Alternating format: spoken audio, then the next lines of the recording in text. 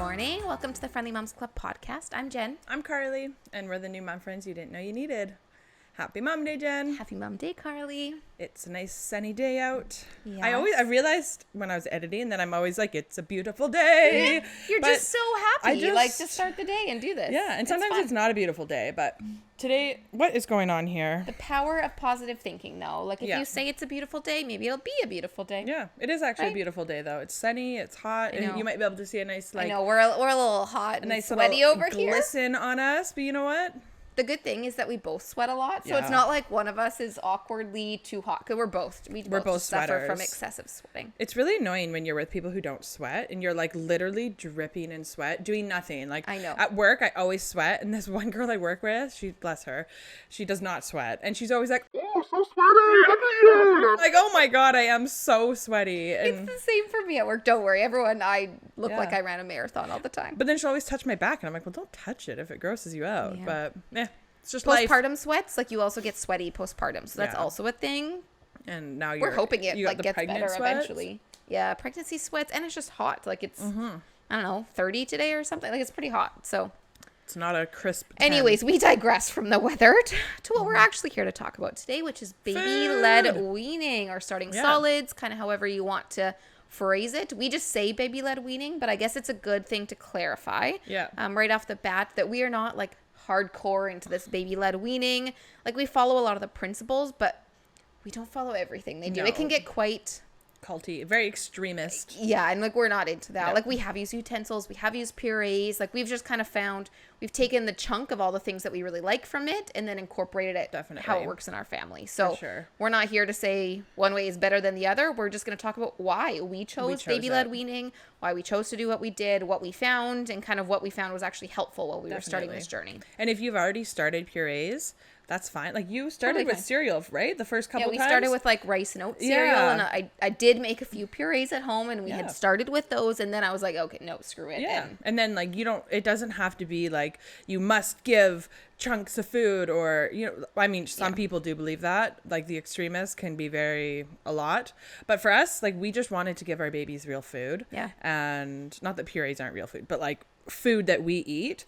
And you don't have to start with that. So wherever you are in your journey, this can apply to you. Okay, so let's actually talk about why we chose it. So why did you choose this baby led weaning starting solids journey? So both my husband and I are big foodies. I can confirm they're very good cooks. My husband's actually a chef. I love cooking. I'm just like a self-taught little kitchen gal. So to us, it was just important that we wanted to expose Henry to different foods. Like, we want him to love food the way we do. Like, we love food. We love cooking. We love eating. We love it all. We're like an ingredients house. I don't know if you've seen like funny like reels and stuff on Instagram and TikTok where we don't have a lot of snack food, so we don't like, it's not normal, like it's not like second nature to us to like go and open a granola bar and like, sure, I eat those, like I do, but like our house, like we're filled with dry ingredients and the basics to make up meals. So it just, to us, it felt normal to make food for him and make food that we eat. It just seemed like a natural place to start. We really wanted to eat as a family. One of the hardest things having a newborn was that one of us always had to be holding the baby. And it was always this whole thing that like, okay, who's going to hold the baby for dinner today? And then we looked forward to the day that he could go in his high chair and just sit with us. And it's been great. We eat as a family now. It also just like looked really fun. I think I actually heard about baby led weaning like a long time ago, when I used to be really into like reading blogs and writing blog posts and all of that, and I followed a lot of people who had kids and they would talk about it, and I just love the idea of giving babies food. Like, it doesn't have to be purees. It can be, it doesn't have to be. I love it. It's fun. But what about you, Jen? Why did you choose to do this approach? I think the biggest thing for us was just being able to eat together. Like, I really liked the idea that we can sit down and she just can feed herself. Like, she can just go ham and just like eat ham, eat whatever. Like, she just can just go crazy, right? But I'm not a chef, and so that was the part that like kind of freaked me out. I was like, I'm not a good cook. Like, I don't do anything crazy. Like, I'm not super adventurous, and so that kind of freaked me out. But in a way that I also knew I wasn't going to spend a ton of time making good purees at home either. So it's kind of like, if I'm not going to make purees, like, she may as well just try eating what we eat. Like, that seemed easier to me. And I was just, a friend of mine did it, and I was over there and watching her. I don't know, she's probably 7 or 8 months at the time, but she was eating food, and I was like, that's so wild. Like, I just thought it was cool. So there's no like real big reason for me. I just felt drawn to it. Like, it just sounded good.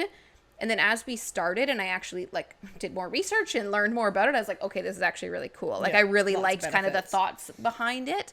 And I just didn't know beforehand. Before it was just like this seems cool. Let's do that. She can feed herself. Like, how awesome. And then we just started really liking it, and it was just really good. So I don't have any big good reason, but it was just like, which you might not feel like really one way or the other strongly. Like, you might just be like, I don't know, this just seems to be the thing. I'll do that. Like, you don't really need to have some like great reason to try it. If you just are like, hey, that sounds cool, like, great. Do whatever works for your family. That's like a big overarching moral of the story of this episode, is do what works for your family. For sure. Everyone is different. No judgment here. Like, if you want to do purees and that's easier for you guys, and great. And you already prepped it all in pregnancy, great. Like, I did not. So I feel like actually for you guys that now cooking for Jordan has actually got you kind of out of, like, it got you to try new things. Oh, for sure. I feel like a way better cook now. It's funny. I've actually tried new recipes, new foods, different types of foods. Yeah, flavor profiles. Like, I've gotten,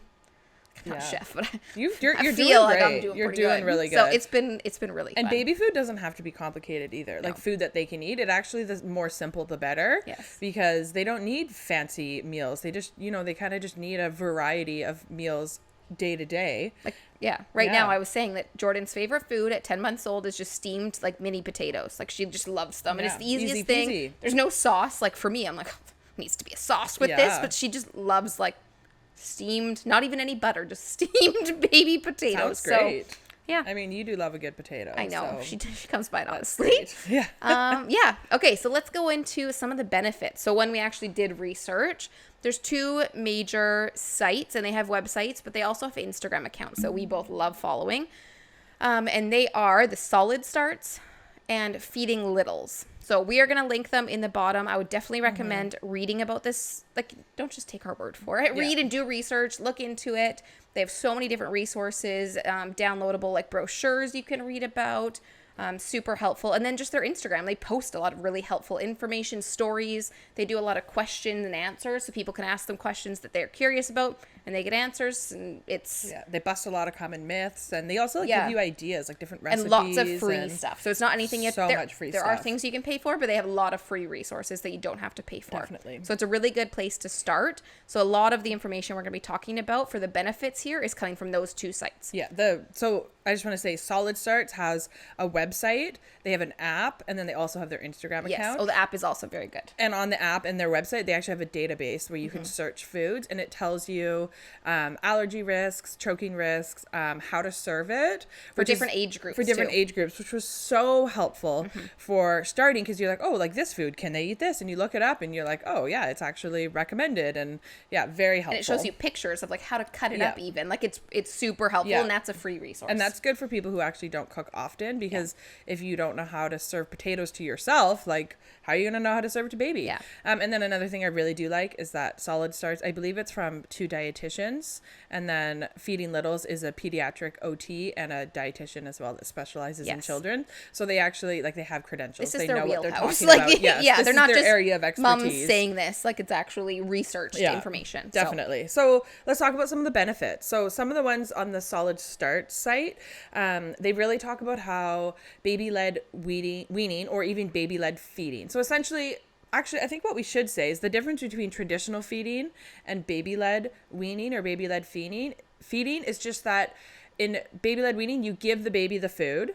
and they actually feed themselves, and they decide how much they eat, what they eat, how they eat it. Yeah. Where traditional feeding is like the spoon feeding, where you put the puree or whatever on it, and then you're doing the airplanes, and you're actually feeding them. Yeah. So that's where the whole term like baby led comes from, is that they're in control. Yeah, they're taking control. They're doing everything. And the like hardcore baby led weaning extremists, they like a lot of them won't, like they kind of poo poo on cutlery and stuff, but you can also like preload a spoon and then give them the spoon to feed themselves. So if you do want to start with purees, that is a way to kind of start the baby led feeding style, but also not giving them big hunks of food if that is something that scares you. Yeah. So I just wanted to point that out real quick. But yes. Okay, back to the benefits.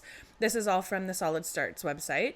They're really big on baby led feeding to help foster independence. So they're building feeding skills. So they're actually learning how to put the food into their mouth and how to feed themselves. It's teaching them appetite control because they're in charge. Like, they're the boss. They decide what to eat, how much to eat, what order to eat things in.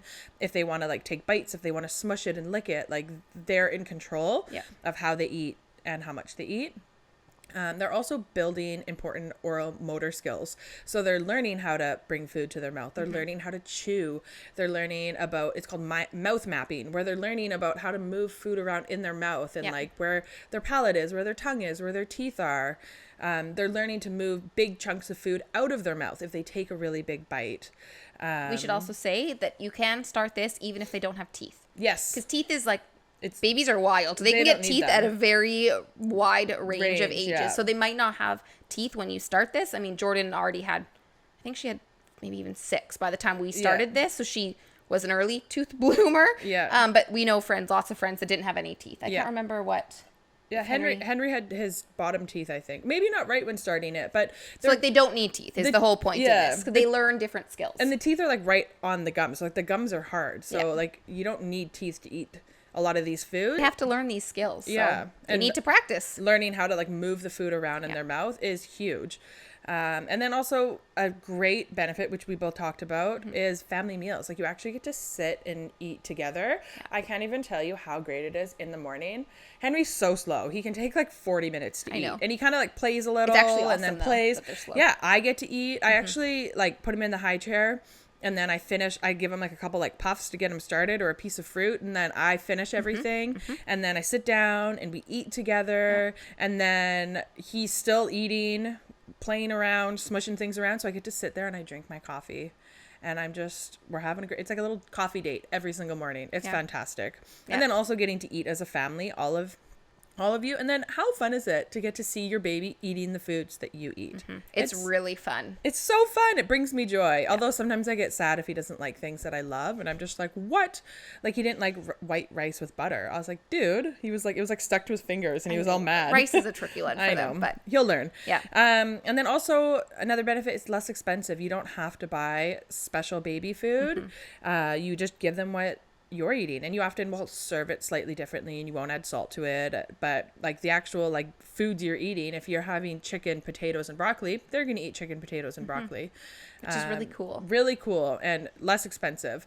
Also, research shows that they're not more likely to choke if they're eating solid foods than if they're eating purees, which is very nice to know, because I know the big fear important for so many people is that they're going to choke if you're giving them solid foods. I have heard that they're actually less likely to choke if they're having solid foods because they're learning all of those oral motor skills, but Solid Starts just said that they're no more likely to choke, but someone had said that. So I don't know if it's actually true, but for me, I feel a lot more confident. It's important just mentally to know that. If you know that going in, it just makes you feel a little bit better. Like, regardless of which way I chose, like, it's not an increased risk of choking. Like, it is what it is. So. And a lot of people don't want to start with baby led weaning or giving solids because they're worried about choking. But it's really nice to know that they're actually not more likely to choke if you start with those or give them eventually than just doing purees.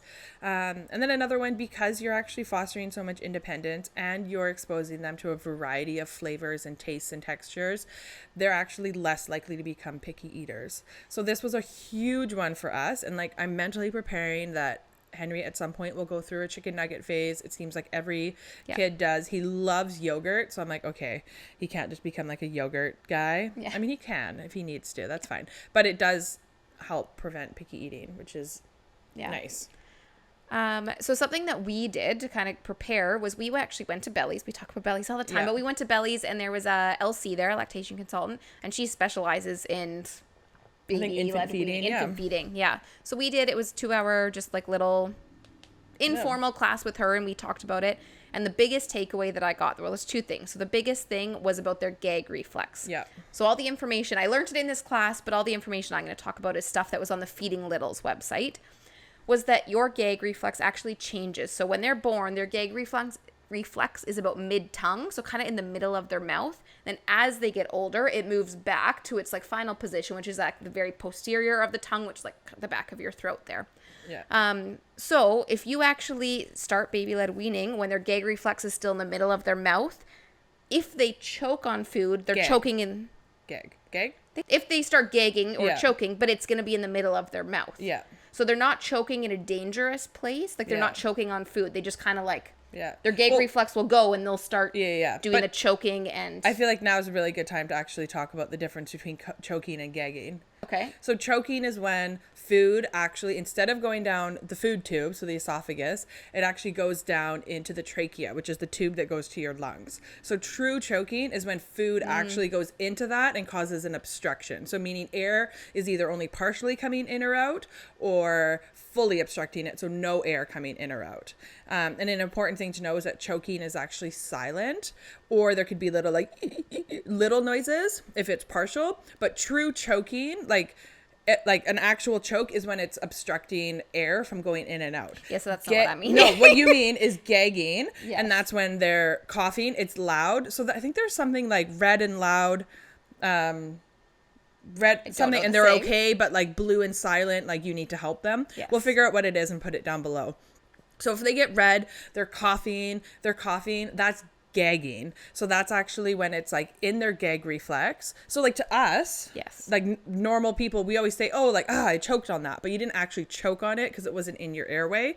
You were gagging on it. Yeah. So this is just my own terrible misinterpretation. No, but everybody does that. Yes. I even say that sometimes. Like I'll be like, oh, like, he choked on it a little, but he didn't choke on it a little. He gagged on it. It was just like, uncomfortable in their mouth, and they, But okay. Look more on the Solid Starts website. Very important to know the difference between two of them. Yes. But what you're trying to get at is that the gagging is actually important to learn. Yes. And you can gag, and then if they can actually, it can go into the airway. Because if they gag when it's at the back of their throat, they're more likely to choke on it. Yes, after. But if they gag when it's in the middle of their mouth, they're less likely to actually really choke. Yes. So if you give them food and introduce food to them solids, while their gag reflex is still in the middle of their mouth, it's just a lot actually safer. Yes. Which blew my mind. I was like, that makes such logical sense, and it's safer for them. So why wouldn't I want her to, like, my baby to learn this skill while it's still like in a safer position for her to gag? And gagging's actually like what we learned at Bellies is that like it's a protective mechanism, and it's something they actually have to learn, and it is scary when it happens, but it's important to know it's not actually choking. Yes. Because we've all made that mistake for sure. But it's also, I found it, and they talk about it on the Feeding Little site too, is that it improves your like self-confidence in their ability to eat, because they learn like, oh, that wasn't good. Like, it kind of made me gag. Like, I had to spit some chunks out. And so once you see them learning how to use their mouth, you see them get uncomfortable and spit things out or chew it, chomp on it further, and then swallow it down. And once you see them work through some of these things, it gives you both a lot of confidence. Definitely. So you want them to actually gag. You want them to experience what that is, what it looks like to get rid of it, and to help along. And they need to gag and get used to that experience and know how to use it. And it's a learned skill, right? So if you never introduce them to solids, and then after like a year and a half you give them a solid, it could just be really, really dangerous if I don't know the age at which the gag reflex fully moves back. No one really ever talks about that. Somewhere 9 months is when it kind of starts. We're going to find it. We'll put it in the link. I think Solid Starts talks about starting solids between around 9 months, because that's when it starts to move back. So I don't want to do it before it's fully back. Okay. Yeah. But makes sense. Yeah. But that's a really good point that Jen's making, that the gagging, it's so scary, and it feels so counterintuitive that we're giving them foods that they can gag on. Yeah. And Solid Starts is actually great at highlighting foods that are like high gag foods, like high gag. Yes. Like bananas, they get like at the beginning. But like you said, like you see them, they take this giant bite and they put it into their mouth, and your instinct is to like panic. Yes. But then they kind of chew on it or they gag on it, and they're actually kind of cute when they gag because they're so dramatic. They're like, ah. I know their eyes kind of do a weird thing.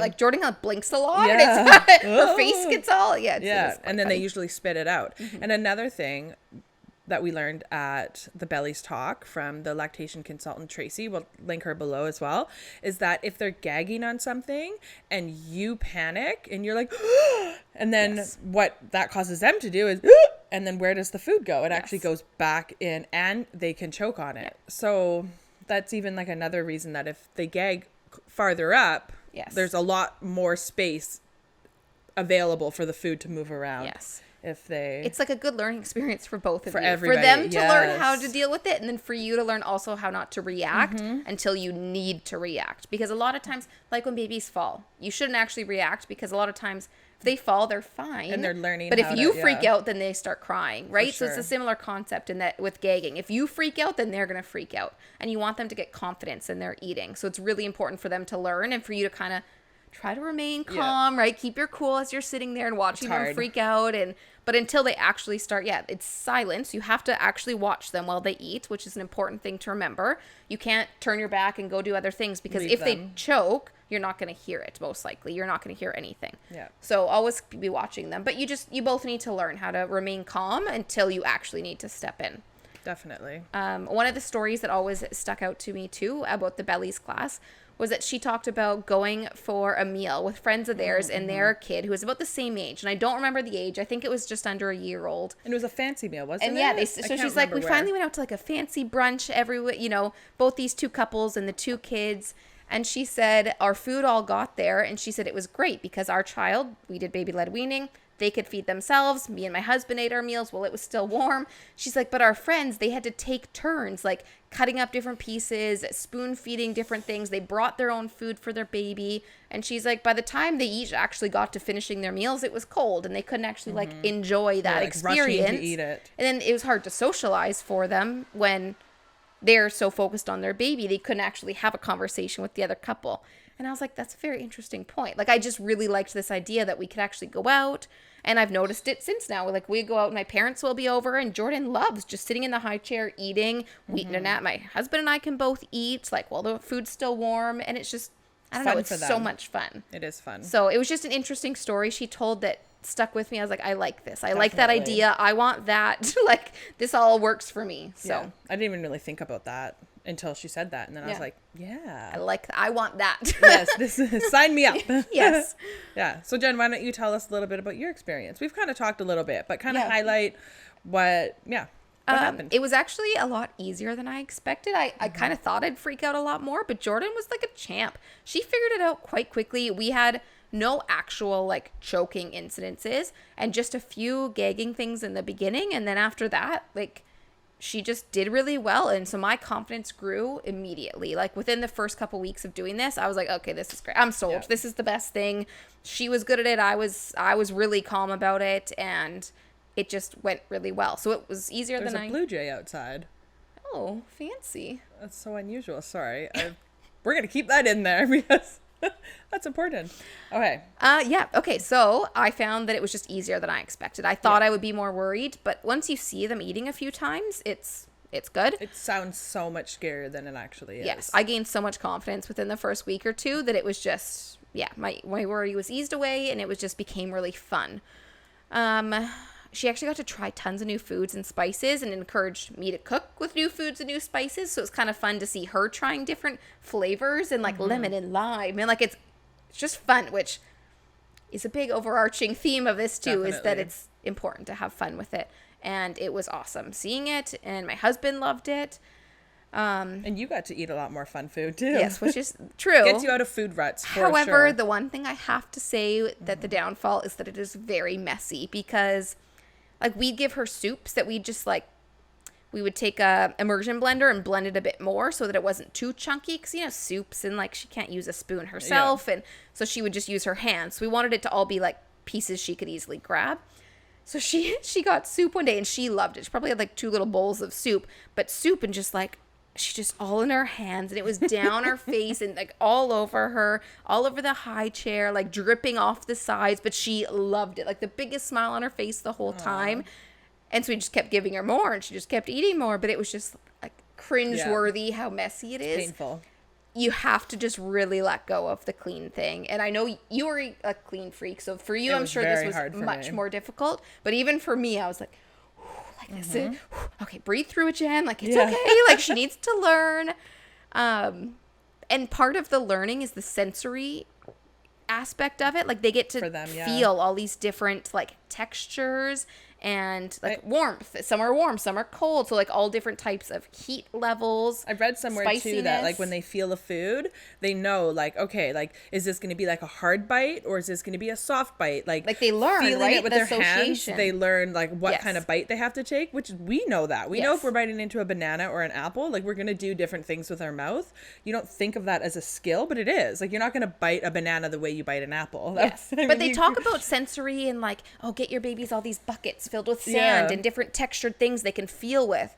Well, Baby Led Weaning does that. Like you don't give them sand, but but she feels way more different types of textures doing that than if I bought a sand bucket. And like how textures change too when you play with them. Yeah, and like a solid little potato, she can actually mush into like mashed potatoes basically in her hand, and then she eats it that way. And girl's got good taste. So anyway, I found it to be just a really, really cool experience, and yeah, we loved it, and it encouraged me to cook more. As Karlee said, I got more adventurous in the kitchen with different spices and flavors, tried new recipes, and it was just, it was really, really fun. Mm-hmm. So what about you? So, like, pretty much, I think the, like, overarching theme is that, like, it was fun. Like, it is fun. We love watching him. We love taking him out to restaurants. It's been so fun. Mm-hmm. He loves restaurant food because it's way saltier than what we would give him at home. It's way creamier. We always get, like, nice pastas and stuff.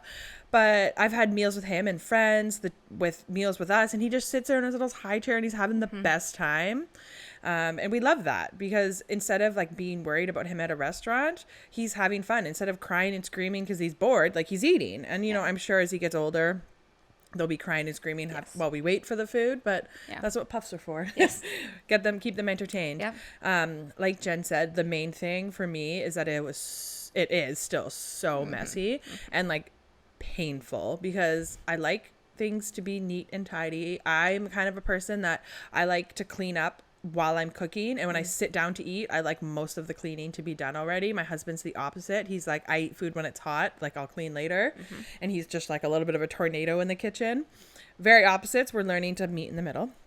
But the messiness, like it was hard for me. Like I'm embracing it now. And even now, like we have our baby friends over and we kind of just like they all just eat on the floor. They crawl around and everything gets smushed.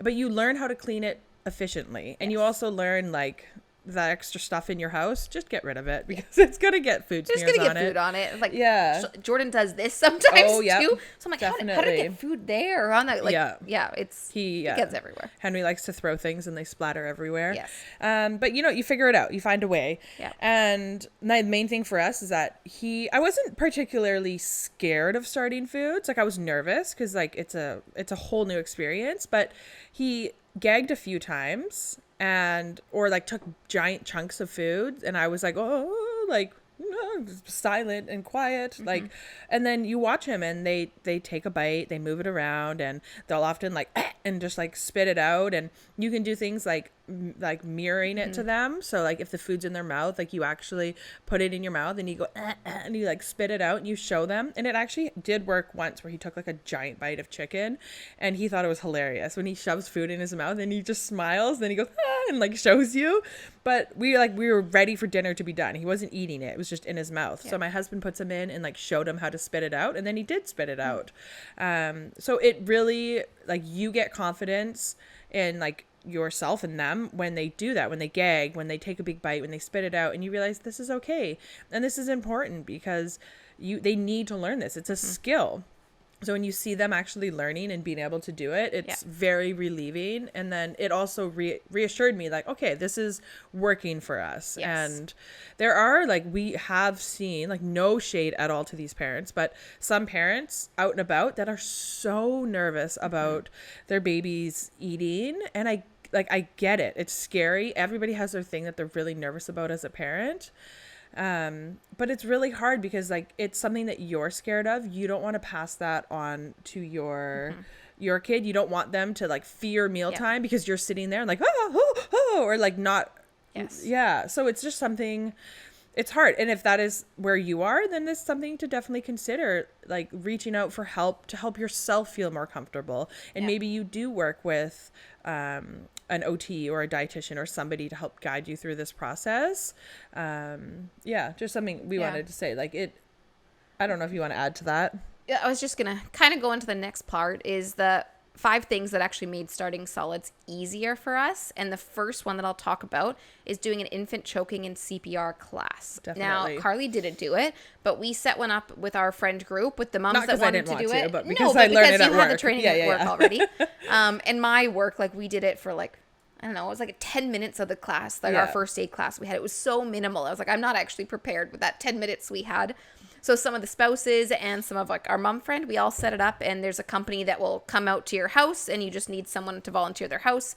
And we did this infant choking and CPR class, and it was like 3 hours, maybe 2 or 3 hours. It was that long. Yeah. It was but like it was a night. so good. Like I felt a million times better after leaving. Like I actually knew the tools, and they talk specifically about infants. And then as they get into toddlers and that shift change, because if they can stand, and depending on how tall they are, it changes things a little bit, but it just gave me the confidence, and I would highly recommend it to anyone. If you have a child, it is worth taking this class. Definitely. Grandparents, it's a great thing to get grandparents to do. Anybody that will be feeding. Yes, and Solid Starts actually has a free resource. So we got one from the class that we did, but Solid Starts had one. You can get a free download of an infant choking and CPR that you can print out, and it has instructions. And so I told my husband right away, I was like, we need this in the house for like when friends or someone else is babysitting, that it's an easy resource that's right there. So you can easily flip the page and be like, okay, what's step 1? Because sometimes you get flustered and it gets overwhelming. And if your child's actually choking, you don't always think straight. So if you have it printed out and have that resources like on your table, on your fridge, somewhere easily accessible at home, it can make a big difference. I'm going to go print that later. We didn't add this to our 5 things, so it's not going to be 6 things because I just thought of something. Another thing that actually made all of this a lot easier for us was learning about it and researching before we started. Yes. So one of them was the CPR class. Another one, I'm going to also give another shout out to Solid Starts, but they have so much information on their site. They have information on how to select a high chair to make sure that the high chair is safe for eating, because position actually does really matter.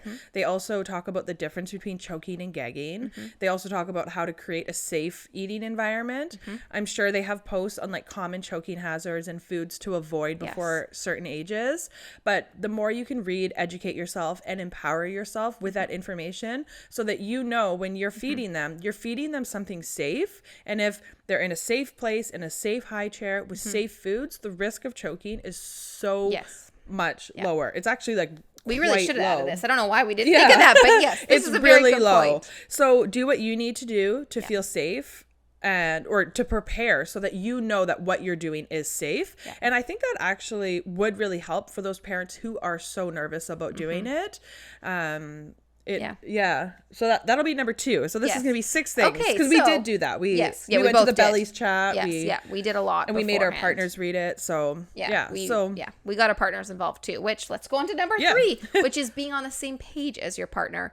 Because you want to know that if, you go out one night and your your spouse or your partner is doing dinner time, that they're doing the same things as you are, because you want to be consistent so that your baby is actually learning properly. And it's not like, every time dad feeds Jordan, that he's only giving her purees and he's spoon feeding her every time. And then she's not learning those skills like I had wanted.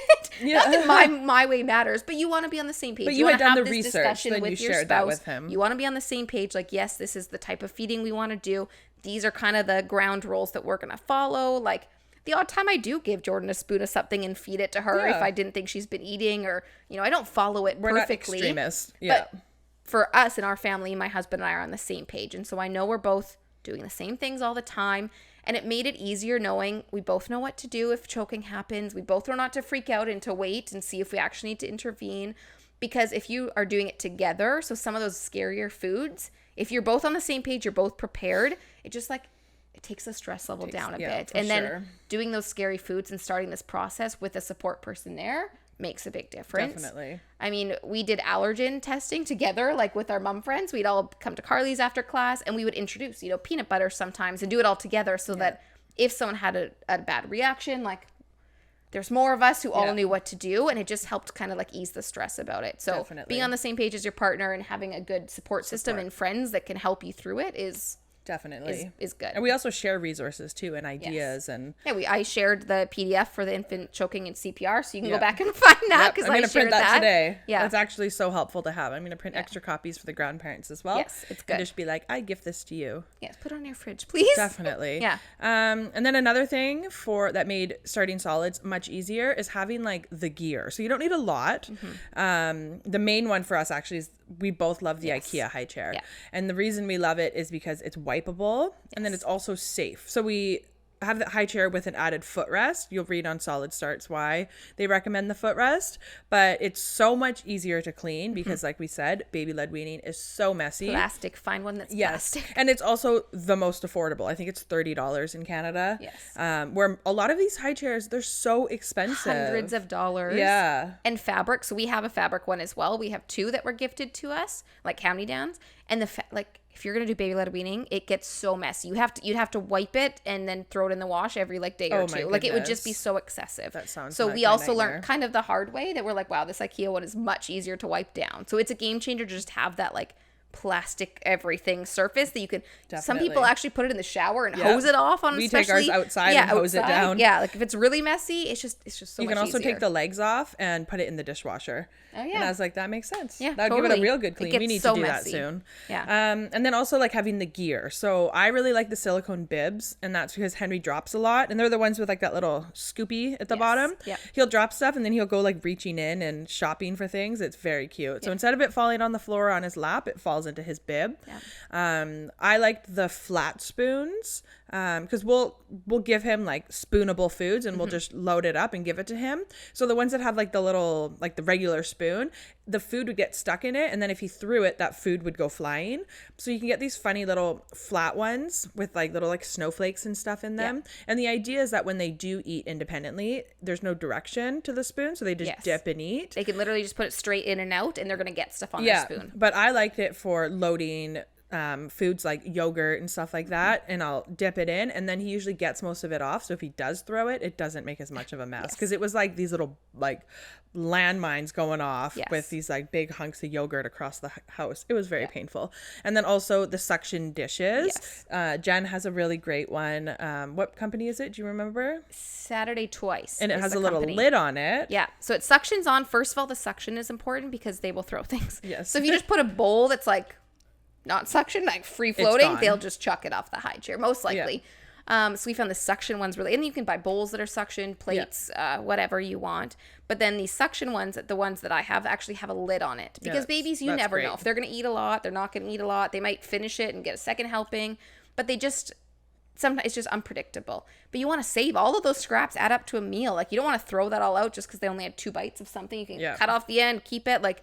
So we just can put the lid back on it and put it back in the fridge, and it is super helpful. So that's been like one of our favorite things. For sure. Because that's such a good idea. Yeah, we can put the pasta in it, she eats half of it, and then we keep the rest for the next meal. Yeah, that's great. Yeah. Another one that was huge for me was actually making sure you had the right stuff for cleaning. Yeah. So it sounds silly because you already clean your house, but you don't clean this kind of mess on a regular basis. Yes. So we went out and just exceptional mess. Yes. We went out and got like a pack of the reusable, like washable cloths. They're kind of like reusable paper towels. Because like if you just use paper towels, you're going to be going through so many, and it's so wasteful. Yeah. So these reusable cloths, you can just use whatever rags. Just make sure you have lots of them, because you're going to need several every day. So you might just have to go buy a few more, and have them handy, have them nearby. You keep them on your table. We have them like right nearby. And then also like you need to have a mop or something. You need cleaning stuff thing that you can quickly clean the floor. And like you don't mop every time, but you just need cleaning things that you didn't really need before. My friend actually just got this really cool vacuum. It's not a steam vacuum where it actually steams the floor. It's not that, because you can't use that on a lot of like laminates and stuff. But it's a vacuum that washes, like it mops and vacuums. So you can just like clean up the food. But because it's like it's not steam, it's just wet, and then it dries it. You can use it on laminate, and she keeps sending me Snapchats of it, and I'm like, oh, I need that. That looks great. They're like obviously they're a big investment. I think they're around $500. Yeah. But if you're feeling wild, Yeah. Definitely. Yeah. But I just have like literally it's like a little handheld mop. I think it was like $19.99. You don't need anything fancy. No, you don't. You just need something. Some people like some like mum hacks out there are that you can buy like a shower curtain, just like even a clear one, any plastic shower curtain from the dollar store, and then just put that under your high chair. Yeah. Then it's easy. You could just throw it in the shower and hose it off, throw it outside and hose it off, whatever. There's the high chair catchy as well, which like goes onto your high chair. Like there's ways that you can make it not so bad, especially if you have carpet underneath where you're eating. Yeah. Then I would highly recommend doing some of those tricks. But for us, it's laminate. It's fairly easy to clean. I mean we have a dog too. I was going to say, you can get a dog, but every time I'm cleaning food off the floor, I'm like, oh, I need a dog. And then I'm like, but you know it's more work than cleaning food off the floor? Having a dog. So, yeah, that's true. But they're great. Yeah. Is there anything else that made it easier for you? No, I think those are the main things. Like being prepared for yourself, the education, the CPR, having some gear. I mean, like you don't need anything. You can also feed your baby on the floor, like if they're able to sit. Too. Yeah. Yeah. But yeah, definitely check out Feeding Littles and Solid Starts. Yeah. Like life-changing. I'm so grateful that they have all this information for us. Like we recognize it is very scary. We both weren't too scared of it, and maybe because in our jobs like we deal with high stress situations a lot, so it wasn't like we felt still, like, confident we could do it, but it wasn't. But some moms, it's like a very big fear. It scares them so much that they won't ever feed their child. They won't even do purees because they get so scared, and you don't want to hold back your child just because it's of your fear, right? Like they need to learn and they need to develop, and you want them to grow and learn how to do this. So you have to kind of figure out how you can deal with your stress, and talking to a therapist, like getting all these resources, doing your research, really being prepared, feed when you have friends over and family over. Like there's things that you can do to help minimize the risk. And it's just really important to do whatever you need to do. And like we said, you start with purees. If that's what you're comfortable with, you do you, like whatever works for you and your family, your lifestyle. We both did. We gave mashed avocado first on a spoon. Yeah. And so that's a puree technically. Like we both, for the first few times we did that to kind of just get used to your baby putting things in their mouth. Yeah. You do what you got to do. And don't get too overwhelmed by all the things like you need to give this many foods by this age and this age. And like I started keeping track of a list and I stopped eventually. So I'm like, I'm just stressing myself out about like how many foods has she tried? Oh, she's tried 17 new foods. And like, it was just a little bit much. So try not to stress too much about that. Just do your best. And it's a fun thing to look at new foods. Like the other day I was thinking like, ooh, like what kind of new fruits can he try? And I'm like, ooh, we could try like dragon fruit. Like, those like white or pink ones with the little things. Like I'm just like we want it to be fun, not stressful. Yes. And it's so easy to slide into the like making it overcomplicated and stressful. Yes. And we still do it. I do it sometimes where I like start panicking. Oh my God, he's not eating enough. Oh, he's not getting enough variety. And then I'm like, no, like back to basics. Like this is just supposed to be fun for all of us. Which brings us to our Mom Day mantra. So go ahead, Karlee. This one's really simple. Keep food fun. Yeah. You want to have fun. It's so fun watching them. When you learn, when you watch them, you'll be like, oh, yeah, this makes sense. It is just the cutest, most fun thing. And you have fun. You can have more fun in the kitchen. Like eventually we have one of those helper towers. Yeah. Like I can't wait to cook and like get her to actually start helping mix things and then eat that. Like it's just definitely, you want to have fun with it, right? Like everything in parenthood, you want to actually be able to enjoy it and not stress yourself out so much that you're missing out on the fun times. Sure. So if you feel like you're missing out when you're feeding them or you're already dreading giving them food, check out some of those resources that we've talked about because they're super helpful. With your mom friends, talk about it, like share resources, share recipes that your baby they actually really liked this and it had that's lots of veggies in it. It had it's a good hidden veggie recipe. And like we share recipes all the time. Like, Jordan actually loved this tonight. And then I share the recipe. And that's actually one of the main things. Like in our little mom chat, we send like, oh, this is what they're eating for dinner tonight. And then I'm like, oh, like what a good idea. Like we need to try that. Gives you some inspiration too. Yeah, because you need that inspiration. Yeah. And then although on the same point, it did actually overwhelm some of our mom friends who weren't big cookers. They're like, oh my God, like your baby's eating all of these meals and mine's just having like banana and toast. And like, that's okay too. Like different lifestyles. Yeah. Keep food fun. The whole point is it is fun. It's fun for them. It should just be fun. So keep food fun. Food is very fun. Yeah. All right. So if you liked the episode today, if you could give us a review, that would be awesome. Yeah. We would really appreciate that. For sure. Yeah. Like us on the podcast player you're listening on YouTube. Give us a thumbs up. Subscribe to our channel. Follow us on Instagram. Yeah. Give us a review. Well, just thanks for being here. Thanks for listening. And we will see you next week. Bye Happy now. Mom Day.